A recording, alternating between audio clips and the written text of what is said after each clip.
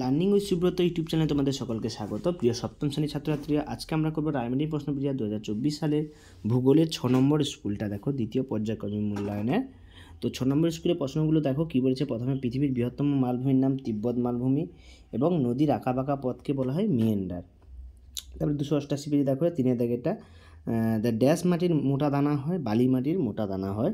সুদানের রাজধানীর নাম হচ্ছে খার্তুম।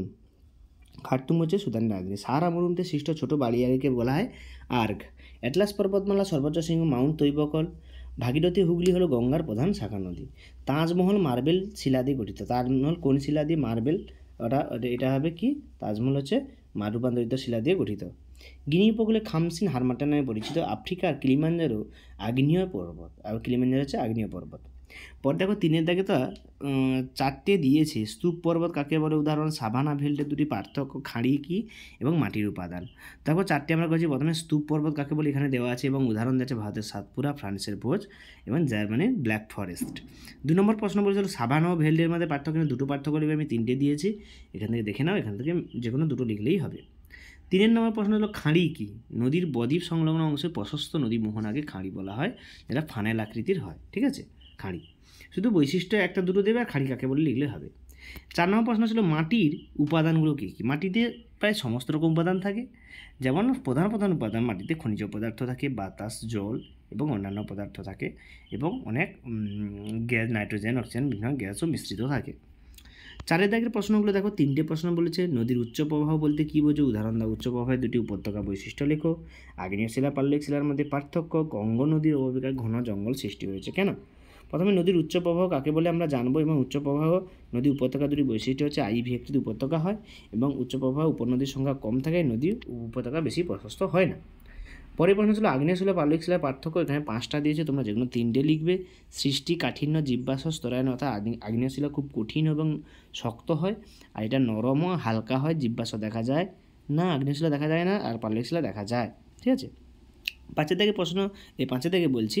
তারপরে প্রশ্ন ছিল দেখো কীটা না, গঙ্গা অববাহিকায় ঘন জঙ্গলের সৃষ্টি হয়েছে কেন? না, এটা হচ্ছে এইটার কারণ হবে তার কেন ঘন জঙ্গল সৃষ্টি। কারণ এখানে সূর্যরশ্মি সারা বছর লম্বভাবে প্রায় বিকিরণ দেয়, বাতাসে উষ্ণতার পরিমাণ খুব কম থাকে। এছাড়া গঙ্গা অববাহিকায় জলবায়ুর পরিমাণ খুব বেশি হয়, এখানে বাতাসে আর্দ্রতার পরিমাণ বেশি। এইসব কারণে প্রতিদিন বৃষ্টিপাত হয়, ফলে এখানে ঘন জঙ্গলের সৃষ্টি হয়েছে, চিরসবুজ ঘন অরণ্যের সৃষ্টি হয়েছে। পরের প্রশ্ন দেখো 5 দাগেটা, মানব জীবনে পর্বতের 5টি প্রভাব। এটা প্রায় প্রত্যেকটা স্কুলেই এসছে প্রশ্নটা, আমি আগেও আলোচনা করেছি। এবং 2 দাগে বলছে দেখো নীলনদ অববাহিকায় কী কী ফসল উৎপাদিত হয় এবং এই অঞ্চলের বন্যা অতিরিক্ত জল আটকানোর জন্য কী কী উপায় অবলম্বন করা যেতে পারে বলে তোমার মনে হয়। তো প্রথমে আমরা জানবো মানব জীবনে পর্বতের প্রভাব। দেখো এখানে 9টা পয়েন্ট আছে, তোমরা যে কোনো 3-4টে পয়েন্ট দেবে। জলবায়ুর উপর প্রভাব, পর্বত নদীর উৎসস্থান হিসেবে কাজ করে, বনজ সম্পদের প্রাচুর্য দেখা যায়, যেমন ভেষজ উদ্ভিদ, ফল, মধু, মোম প্রভৃতি পাওয়া যায়। পশুচারণ ক্ষেত্র, ধাপ চাষ করা হয় পাহাড়িয়া অঞ্চলে। শিল্প পাওয়া যায়, চা, কাঠ, প্লাইউড, বনজ শিল্প প্রভৃতি পাওয়া যায়। যারা পর্বত দেখতে মানুষ যায়, যেটা পর্যটন শিল্প নামে পরিচিত, যেমন দার্জিলিং, মানালি, সিমলা উল্লেখযোগ্য। তারপরে জলবিদ্যুতের যোগান, বহিঃশত্রু আক্রমণ থেকে রক্ষা পাওয়ার জন্য পর্বতও গুরুত্বপূর্ণ ভূমিকা পালন করে। পরের প্রশ্ন দেখো নীলনদের উৎপাদিত ফসল, নীলনদ অববাহিকায় উৎপাদিত ফসলের সম্বন্ধে বর্ণনা করো।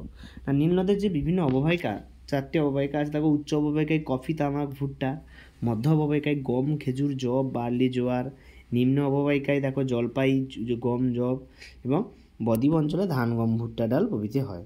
আর নিম্ন অববাহিকা অঞ্চলে বন্যার অতিরিক্ত জল আটকানোর উপায়গুলো হচ্ছে দেখো এখানে দেওয়া আছে। বাঁধ নির্মাণ করে জল, এখানে প্রথমে ভূমিকাটা সুন্দর করে দেওয়া আছে, না লিখলেও হয়, তোমরা পয়েন্ট করে এখান থেকে শুরু করতে পারো। বাঁধ ও জলাধার নির্মাণ, গর্ত খনন, জলসেচ ব্যবস্থার প্রসার, এই সবের জন্যই না নীলনদ অববাহিকা থেকে জল আটকানো এইসব ব্যবস্থা গ্রহণ করা হয়েছে। বাঁধ নির্মাণ করা হয়েছে, গর্ত খনন করা হয়েছে এবং জলসেচের প্রসার করা হয়েছে। তো ইতিমধ্যে আমরা দেখো 6 নম্বর স্কুলটা কমপ্লিট করে ফেললাম। দেখা যাচ্ছে পরের ভিডিওতে 7 নম্বর স্কুল নিয়ে। সকলকে বলা, যারা চ্যানেলে নতুন তোমরা অবশ্যই সাবস্ক্রাইব করো, লাইক করো এবং বন্ধুদেরকে শেয়ার করো। কোনো সমস্যা থাকলে আমাকে কমেন্ট বক্সে অবশ্যই জানাতে ভুলো না যেন। এবং প্রত্যেকে বলা, তোমরা ভিডিওগুলো দেখো, ভালোভাবে লেখো, এইভাবে অ্যান্সারগুলো দেওয়ার চেষ্টা করে পরীক্ষার হলে, তবেই তোমরা ফুল টু ফুল নাম্বার পাবে। সকলকে ধন্যবাদ, সবাই ভালো থাকবে। দেখা হচ্ছে পরের স্কুল নিয়ে, 7 নম্বর স্কুল নিয়ে। তোমাদের সেকেন্ড পরীক্ষার জন্য তোমরা অবশ্যই ফুল টু ফুল প্রিপারেশান নেবে।